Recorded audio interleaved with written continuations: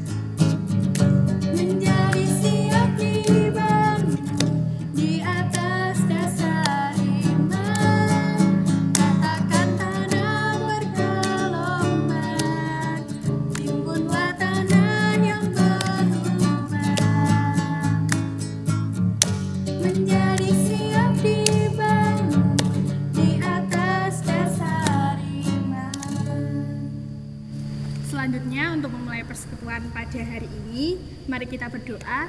Doanya dipimpin oleh Mbak Tonti. Mari kita berdoa. Kami datang kepadamu Tuhan. Hari ini kami akan melaksanakan komra pada hari ini. Berkati kami Tuhan, dan juga berkati PF yang nanti akan menyampaikan firman-Mu. Kiranya firman-Mu dapat menjadi pedoman kami dalam sehari-hari. Terima kasih Tuhan, dalam nama Yesus kami berdoa dan ucap syukur. Amin. Selanjutnya kita mau ngapain ini enaknya? Bagi berkatnya belum nih. Oh ya, kita mau bagi. Siapa dulu nih yang bagi berkat? Mas Pancar dulu aja. Oke, Mas Pancar. Ya, shalom semua. Shalom. Ya, berkatnya yang pasti masih diberi kesehatan, kecukupan, ya, terus masih bisa diberi kesempatan untuk mengiringi komra pada saat ini. Yeay. Siapa lagi?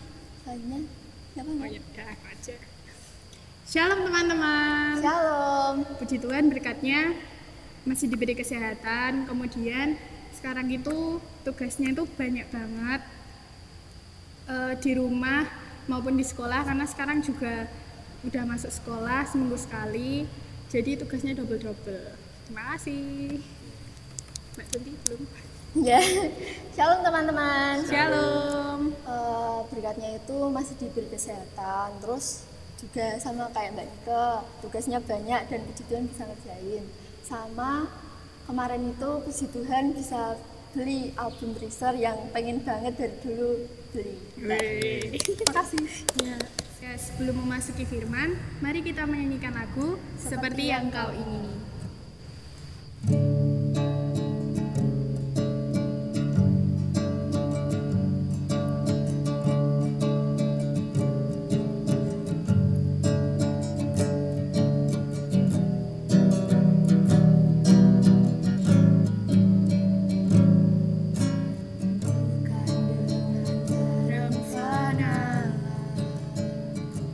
Kau membayar dosaku.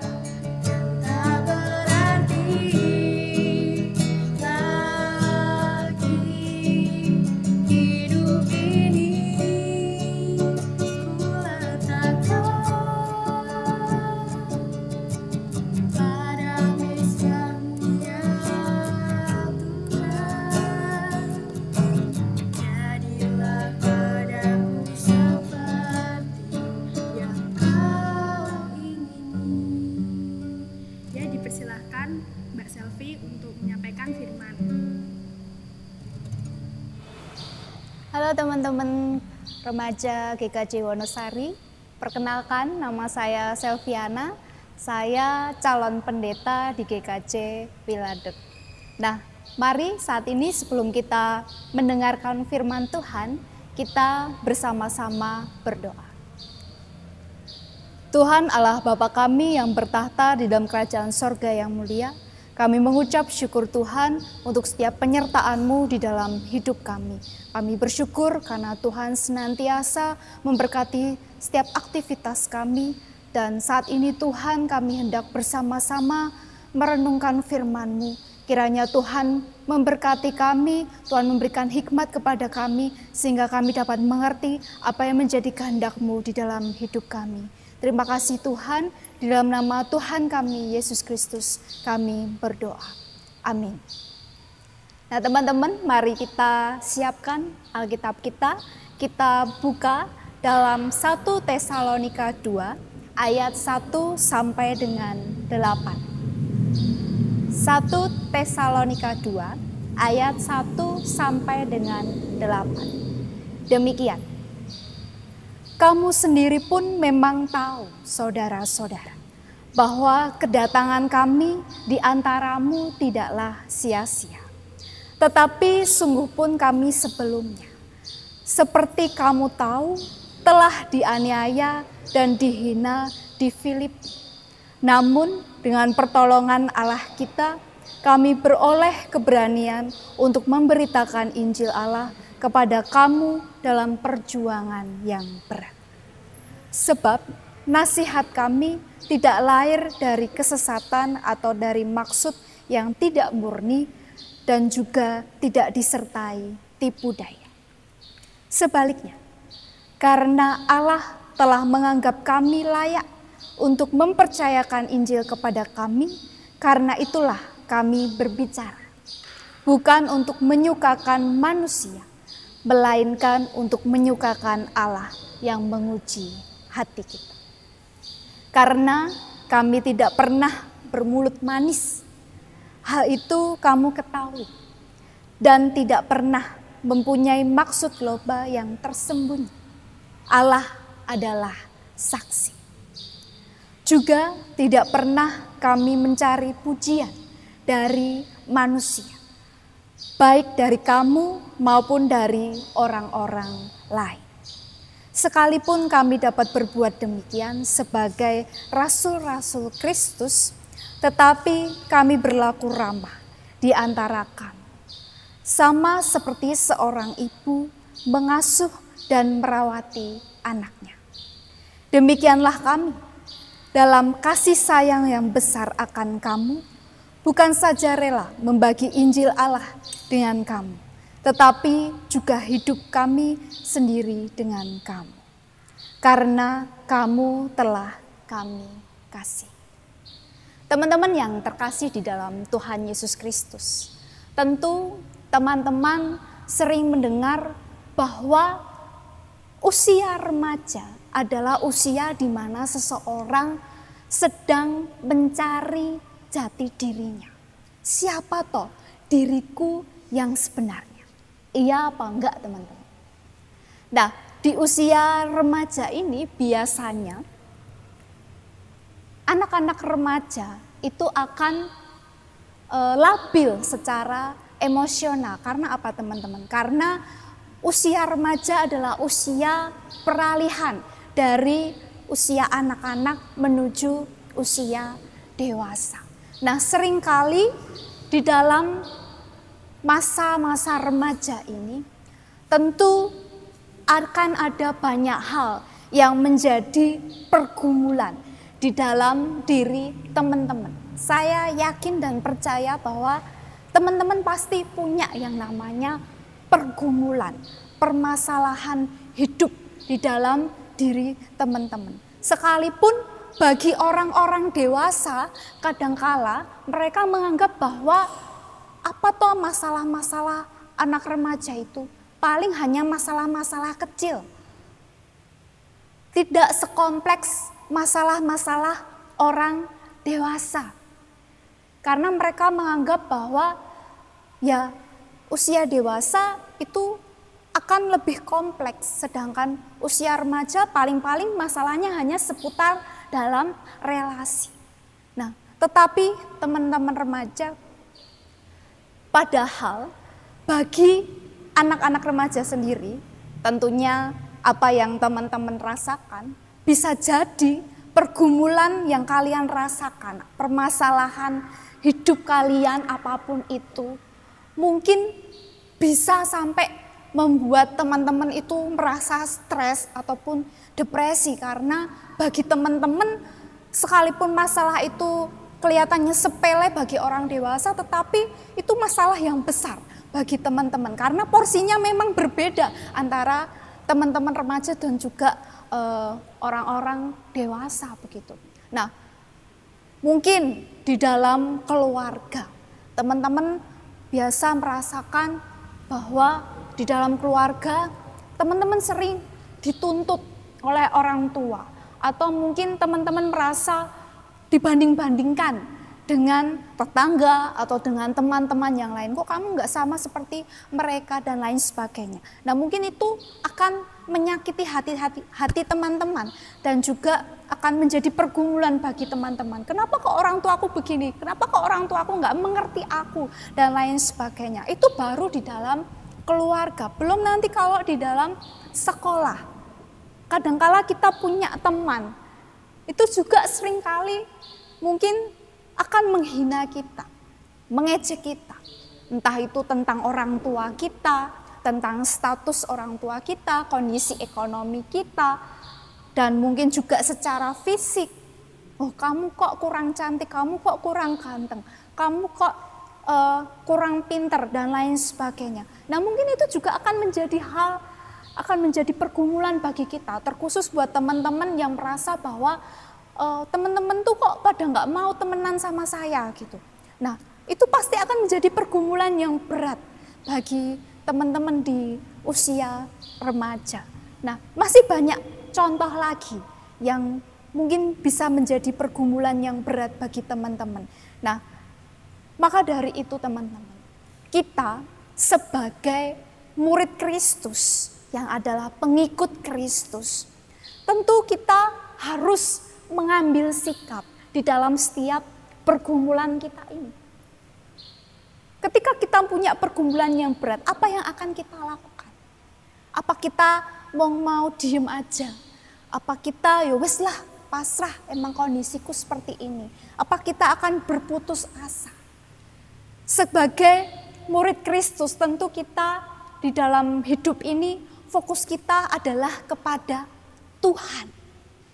Ingat teman-teman, fokusnya adalah kepada Tuhan, bukan kepada diri kita sendiri lagi, bukan pada rasa sakit yang kita rasakan, tetapi kepada Tuhan.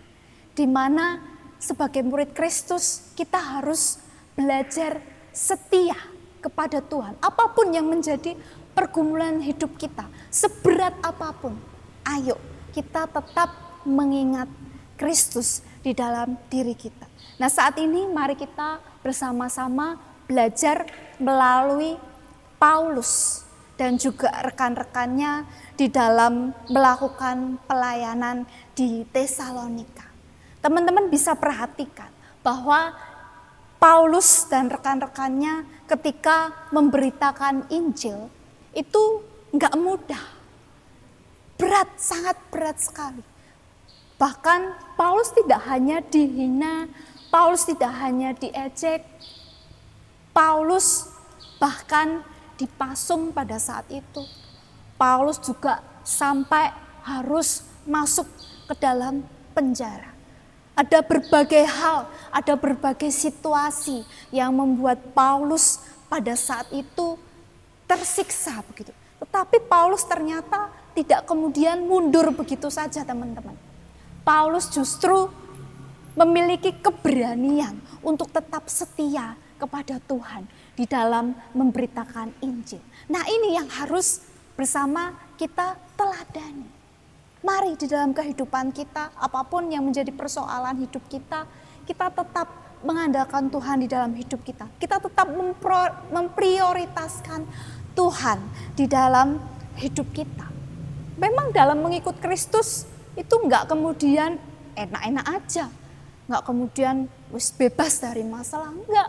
Justru di dalam kita mengikut Kristus akan ada banyak konsekuensi yang harus kita hadapi. Nah, bagaimana kita bisa tetap setia, tetap berani dengan setiap konsekuensi yang ada tersebut. Nah, mari kita berani untuk membayar harga. Berapa teman-teman harganya? Apakah bisa diuangkan harga tersebut? Apakah harganya sama seperti kita ketika teman-teman membeli game misalnya, atau membeli barang yang teman-teman suka, mungkin tas, sepatu, dan lain sebagainya, atau mungkin harganya sama ketika teman-teman ngajak pacarnya jalan-jalan begitu. Berapa harga yang harus kita bayar di dalam mengikut Tuhan Yesus Kristus? Harganya sangat mahal sekali teman-teman. Bahkan tidak mudah. Yaitu harganya adalah ketulusan di dalam diri kita. Kalau tidak ada ketulusan di dalam diri kita, tentu kita pasti akan marah, mudah marah di dalam menghadapi situasi hidup kita, di dalam menghadapi setiap pergumulan hidup kita. Nah, ketulusan hati itu harganya sangat mahal karena tidak bisa dibeli ataupun ditukar dengan apapun. Ketulusan hati itu murni dari hati kita yang paling dalam. Nah, maka dari itu di dalam setiap pergumulan kita, yuk kita berani bayar harga. Kita mau seperti Paulus yang memberitakan Injil kepada jemaat di Tesalonika dengan penuh ketulusan, tanpa mengharapkan suatu imbalan, tanpa mengharapkan suatu pujian dari orang lain. Nah, sama seperti itu teman-teman. Jangan kita berfokus pada diri kita sendiri.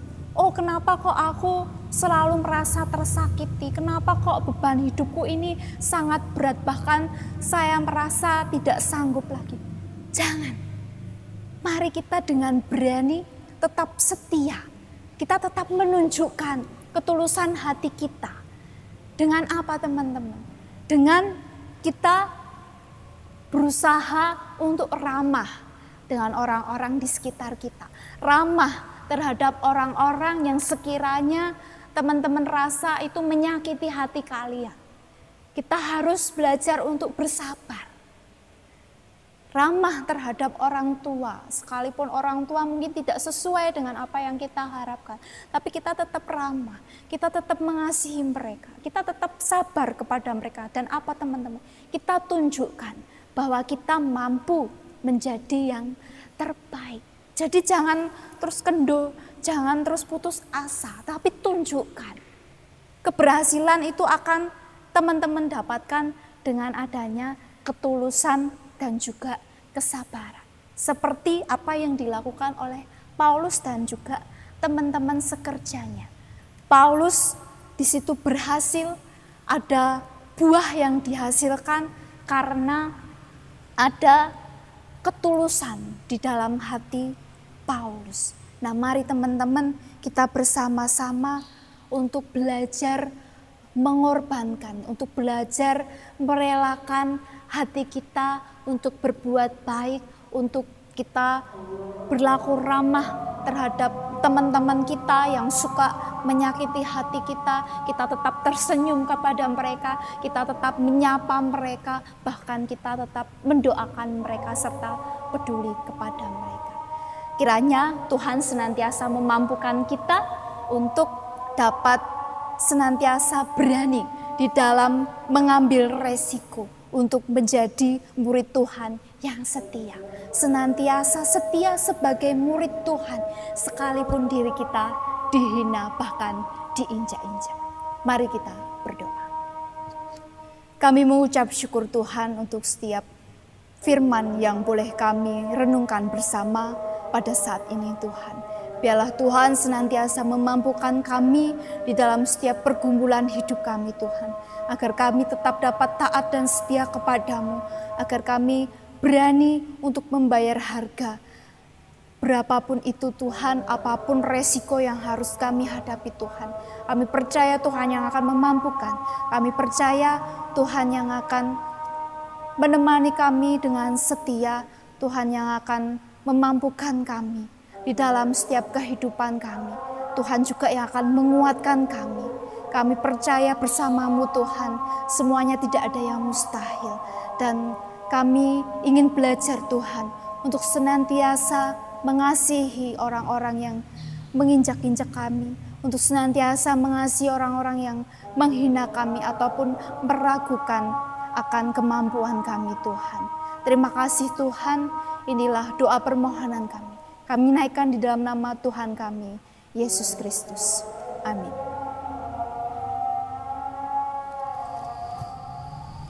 Terima kasih kepada Mbak Selvi yang telah memberikan firman-Nya. Semoga firman-Nya dapat bermanfaat bagi kita dan kita dapat menerapkan di dalam kehidupan kita sehari-hari. Amin. Dan selanjutnya kita akan doa penutup yang akan dipimpin oleh Mbak Nike. Silakan Mbak Nike. Untuk menutup, mari kita bersatu dalam doa. Terima kasih Tuhan untuk segala berkat yang telah Kau berikan kepada kami Bapa. Engkau telah menyertai kami dan menuntun kami Bapa dari awal, pertengahan hingga akhir. Sebentar Bapa, kami akan pulang. Berkati Bapa agar kami bisa sampai rumah kami masing-masing dan kami dapat menerapkan di dalam kehidupan kami sehari-hari. Inilah doa kami Bapa, di dalam nama Yesus kami berdoa dan mengucap syukur. Haleluya. Amin. Nah, untuk menutup komra pada hari ini, marilah kita menyanyikan lagu Saya Mau Ikut Yesus.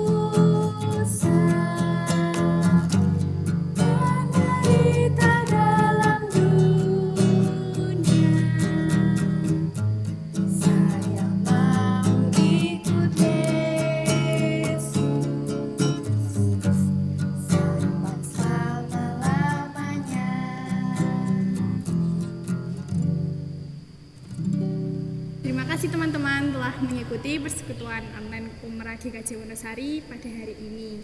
Dan jangan lupa ya, sekalian selalu menaati protokol kesehatan. Jangan lupa kalau tidak mendesak, kalian di rumah saja ya. Jangan lupa pakai masker. Jangan lupa cuci tangan. Terima kasih, Tuhan Yesus memberkati. Dadah.